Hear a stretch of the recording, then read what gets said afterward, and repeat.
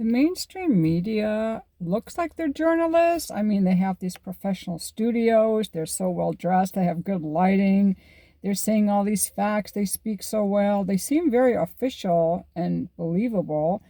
And I thought so for a long time too. But a lot of these people that seem like journalists, they're acting, they're posing as journalists. What they are activists and propaganda spreaders. And if you have ever seen any of these clips that someone has made where they're taking a talking point, a Democratic talking point, and they're repeating it on every station, the same words, they are largely a propaganda outlet for the Democratic Party. But I think Fox News could be propaganda for the Republican Party. I don't know. But both parties have been lying to us for a really long time. Remember when Bush lied to us about weapons of mass destruction? That was a lie. And there are things they've never released, like the Kennedy files, the Kennedy assassination. The 9/11 Commission was very sketchy. There's so much unknown information. Even now they're talking about going into Fort Knox to see if the gold is there. I don't think it's there. I think it's gone. I think they sold it or gave it away, or maybe they leased it. I don't think there's anything in there. That's why they don't want people to go in. I don't even know if Trump is allowed to go in. This is going to be very interesting. I'm also very tired of people using, this is part of the propaganda. If you're a good person, they don't like you, they'll smear you by calling you a name. For example, they'll call Iran a regime. It's a country, okay? It's a legitimate country. Or if you meet with a foreign leader they don't like it's okay to meet with German leader, but if you meet with the Russian leader, then you're a Putin asset. See, these people that try to use language to slander you and forge public opinion against you when you're actually a good person. Hillary Clinton came up with that Putin's puppet thing, and it really is very effective. They're like, oh, that's what she said. That must be true. No, it's lies. It's propaganda. It's a smear tactic. It's like Blake Lively, what she's doing to Justin Baldoni. We see that in front of our own eyes. What Blake Lively is doing to Justin Baldoni, or Meghan Markle with her, we're starting to see through her too. Initially, she seemed so sweet. These journalists, so-called journalists, are propaganda puppets and activists, and they're lying. I get a lot of my news by listening to like alternative news on YouTube, actually. It wasn't, I listened to MSNBC. I thought Rachel Maddow was the bomb. I listened to MSNBC and CNN because I grew up on news and I thought they were news, and I missed when they started lying to us. It didn't become obvious to me until I got wind of the fact that Russiagate was a hoax. And I was like, oh, okay, now I'm going to go back on Rachel Maddow and she's going to tell us, oh, I made a mistake. It was just a hoax that Hillary Clinton came up with. I thought they would admit it. But no, they just went on to the next story. And most of their news, so-called news, is about telling us how bad and evil Trump is and how we shouldn't audit the government. It's bad to audit the government. Like, Elon Musk should not have access, should not be auditing.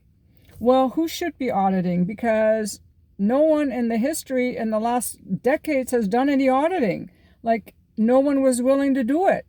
Why didn't your guy Biden do it? Why didn't your guy Obama do it? Why didn't your guy Bush do it? And look at how much they have to fight just to audit the government or cut the size of government. People are very upset.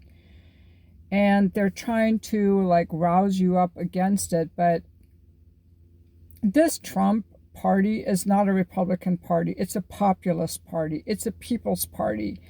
We're finally getting to know some truths. Now, where do you go to listen to the truth? I would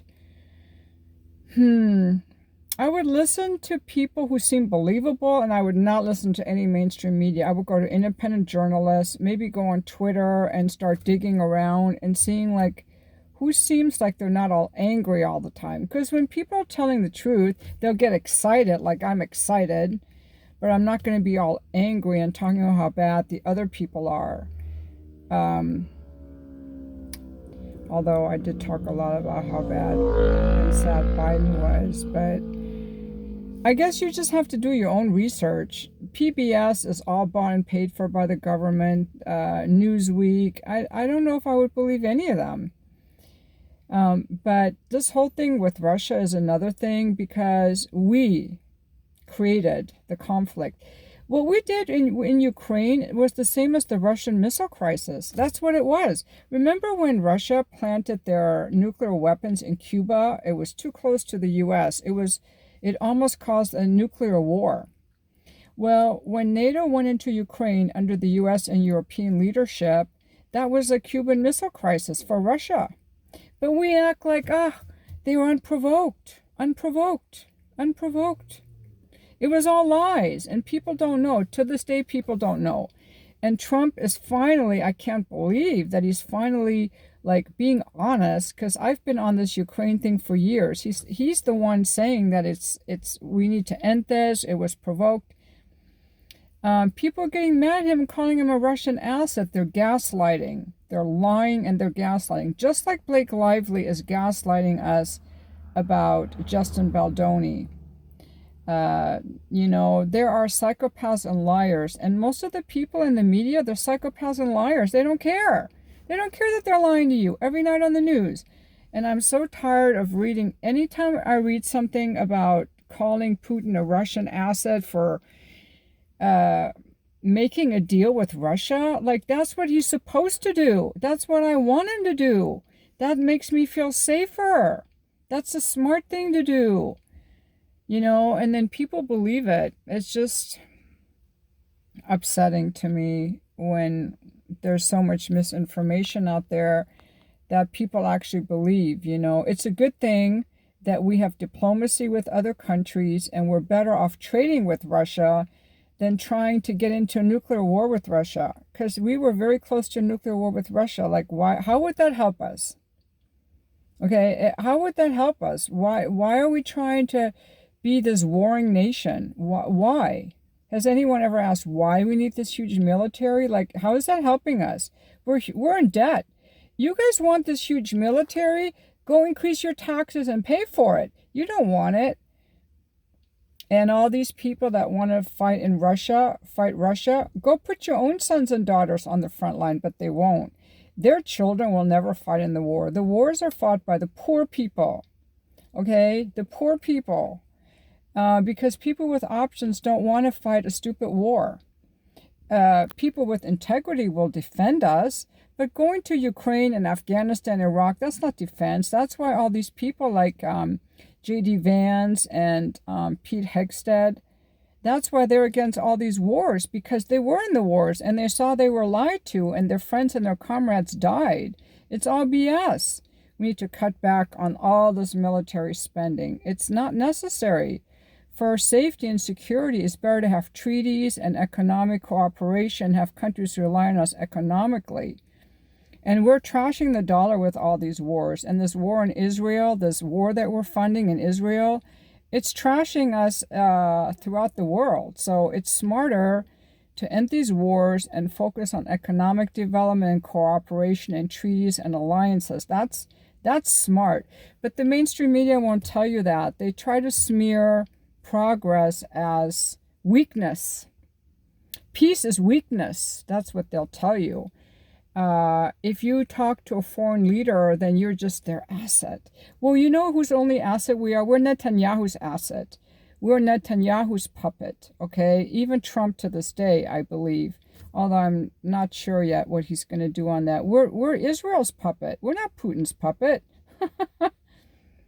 Anyway, I hope this video has been helpful. I myself listened to the Duran Report on YouTube, Judge Napolitano. I read things on Twitter, Elon Musk, Doge. I listen to Barry Cunningham. He's pretty good.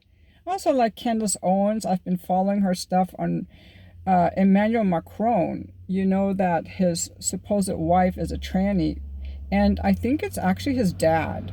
When they do the genealogy, um, Emmanuel Macron looks like he's Brigitte Macron's son because she's actually a tranny. I don't know if she had bottom surgery, but it's actually he. So Candace has been on that. She's been on the Blake Lively story. I've been watching that. I just watch different things on YouTube, but for news, Kim Iverson is also good. Just listen to different people. Glenn Greenwald. Once you start digging around, you know, you'll find different ones, like retired generals, retired military people who are not in cahoots with the, oh my God, the neocons, the global elites. And I really think that the Democratic Party was bought and paid for by these global elites like the Europeans. They still want to keep the war going. And they are really censoring free speech. Because in Germany, like, they'll arrest you for something you post on your social media. They're getting very tyrannical. And I think the global elites were really trying to use COVID and the lockdown to force us into complacency and quiet and to control us. And they were very good. They almost got it done with electing Kamala Harris. They wanted to control us, tell us what to think, and if we have any thoughts that are different than theirs, then we're puppets, or we're, you know, we don't love grandma. Like they do, they use different psychological operations. That's what they do. They use psychological operations. That's what I'm gonna call this video. The mainstream media is a psychological warfare, because they're lying to you to get you to think in a different way. Like they kept telling us for years that Trump is a Russian asset. It was all lies. It was all made up by Hillary. Okay, that's all for now.